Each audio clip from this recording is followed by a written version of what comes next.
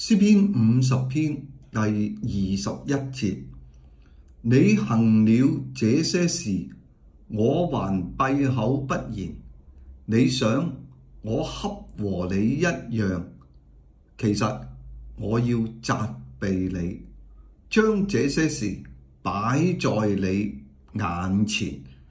我哋喺呢一度咧，即係睇到咧，神咧佢對即係呢個嘅惡人啊，咁咧就講出話要去責備佢喎。我哋喺呢一節經文咧，即係前邊嗰度咧就講你行了這些事。大家注意咧，即係這些事啊，喺原文啊希伯來文咧就係眾數嚟嘅，即係唔係一件事，係好多件唔同嘅事。咁即係話咧，包括晒上邊所講嘅即係嗰啲乜嘢惡行啊，即係無論係佢嘅行為啊，佢嘅言語啊，對佢嗰啲嘅兄弟啊，咁所以咧呢一切啊都係唔同嘅事，可以話係咩啊？你呢一個惡人行咗呢啲嘅惡事，咁咧。即係後邊嗰度佢講咧，我還閉口不言。即係如果我仲係喺度咧，唔出聲，咁咧就俾你就覺得點啊？你就以為我就好似你一樣。呢個咧就係俾我哋都有陣時有個反省，就係咩咧？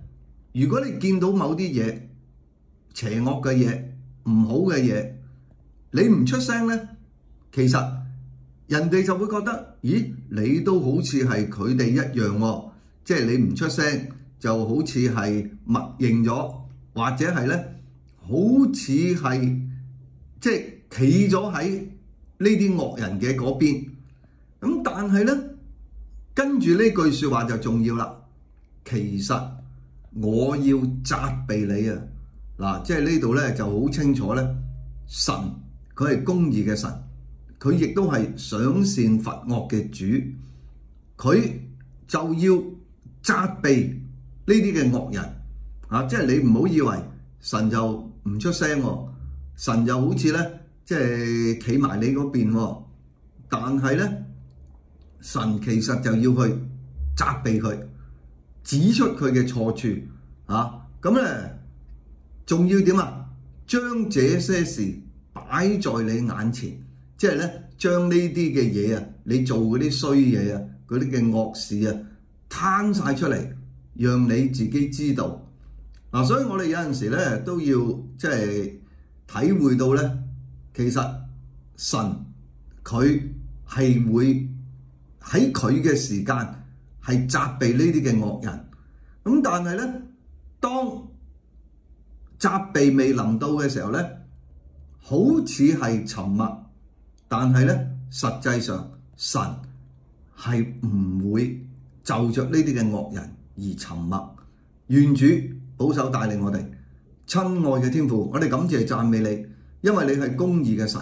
主啊，你面對呢啲嘅惡人，你係要去責備佢哋。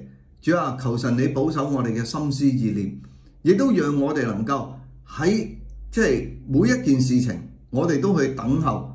你有你自己嘅時間，感謝主，祈禱奉主名求，阿門。